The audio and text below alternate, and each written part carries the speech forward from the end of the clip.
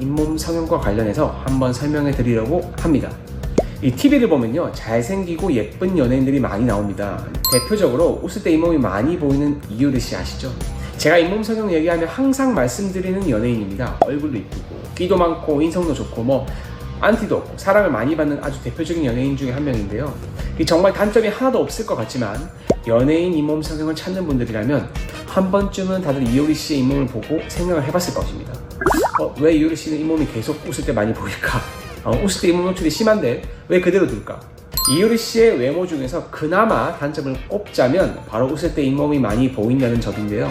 다른 외모가 워낙 완벽하기 때문에 한 가지쯤은 저런 허점이 있어도 괜찮다고 생각을 합니다. 하지만 일반인의 경우는 다르죠. 이 웃을 때 잇몸이 많이 보이고 잇몸 미소 때문에 입을 이렇게 가리고 웃는 사람들은 큰 스트레스가 될 수 있다고 생각을 합니다. 저도 어렸을 때 이 웃을 때 잇몸이 많이 보이는 편이었었어요. 20대 중반 시절에 그 치주가 선배한테 잇몸 성형 시술을 받았는데 만족도가 너무 높았습니다. 저는 일반인이니까 만족도가 아주 높았는데 물론 이제 대부분 다 영상을 보시는 분들 일반인이기 때문에 만족도가 아주 높은 시술이라고 생각하시면 되고요. 이 잇몸 성형 상담으로 저희 병원에 오시는 분들은 대부분 10대에서 30대 여자분들입니다. 이 젊은 여자분들은 아무래도 미용에 관심이 많기 때문에 이 웃을 때 잇몸 노출이 심한 경우 개선을 원하는 경우가 많죠. 오셔서 가장 많이 물어보는 질문들을 제가 하나씩 알려드릴게요. 원장님, 잇몸 성형 재발은 되지 않나요? 레이저 잇몸 성형을 하고 나서 잇몸이 많이 자랐다고 오시는 분들은 꽤 있어요. 레이저 잇몸 성형 저도 많이 했었어요. 레이저로 잇몸 성형을 하게 되면 뼈를 다듬는 게 아니라 잇몸만 살짝 다듬는 경우가 많기 때문에 잇몸이 다시 자라서 비슷해진다고 많이들 말씀합니다. 사실 잇몸뼈를 다듬지 않고 잇몸만 살짝 레이저로 다듬는 경우는 대부분 다시 잇몸이 좀 자라게 되죠. 잇몸의 아주 큰 특징 중에 하나가요, 잇몸과 잇몸뼈는 균일한 간격을 유지하는 특성이 있습니다. 따라서 아무리 잇몸을 잘라내도 잇몸이 다시 자라기 마련이죠. 레이저로 잇몸만 딱딱딱 잘라내면요, 결국 재발될 가능성이 아주 높습니다.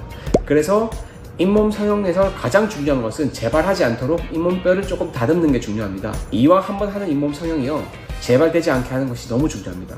그래서 레이저로 다듬은 다음에 뼈도 조금 다듬는 것이 재발되지 않는 방법 중에 하나라고 볼 수 있고요. 여러분들이 이 재발되지 않는 것까지는 오케이 하는데 아플까봐 또 걱정 많이 하십니다. 최근에는요, 마취 기술이 아주 많이 발달했기 때문에 마취 또한 아프지 않게 가능한 경우가 대부분입니다.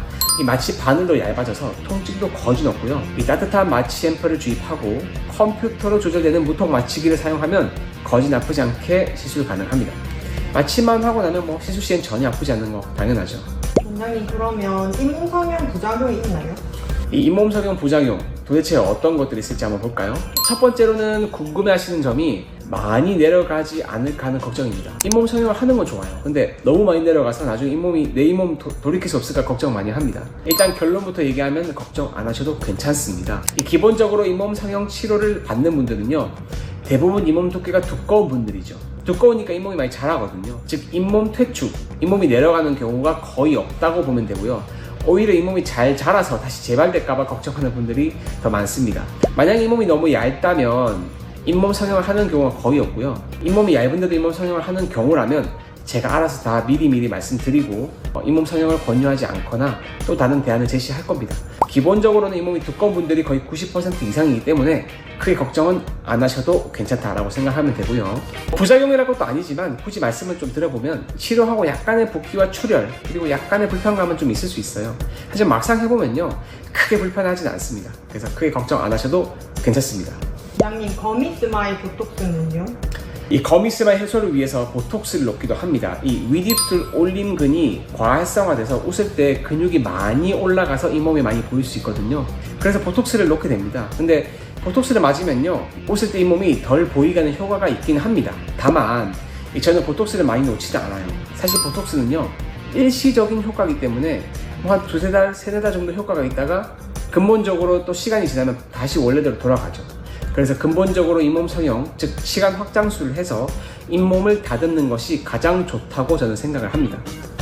양악수술을 권유받았을 때는 어떻게 해야 되나요? 이 위턱뼈 자체가 아래로 많이 내려온 경우가 있어요. 그럼 잇몸 성형 수술만으로는 좀 한계가 있을 수 있어요. 이 위턱이 아래 방향으로 선천적으로 많이 자란 경우에는요, 물론 치아 길이를 길게 해서 어느 정도의 개선은 가능한데 양악수술을 하지 않는 이상은 뼈를 건들 수가 없죠. 그래서 양악수술해서 뼈를 위로 올려버리면 잇몸이 안 보이기는 하죠. 다만 웃을 때 잇몸 노출이 심하다고 양악 수술을 하기는 조금 과하다고 생각이 드니까 한번 고민해 보세요. 저는 굳이 잇몸 미소 때문에 양악 수술을 하는 거는 조금 과하다고 생각을 하는 편인데, 사실 너무 심각한 분들에게는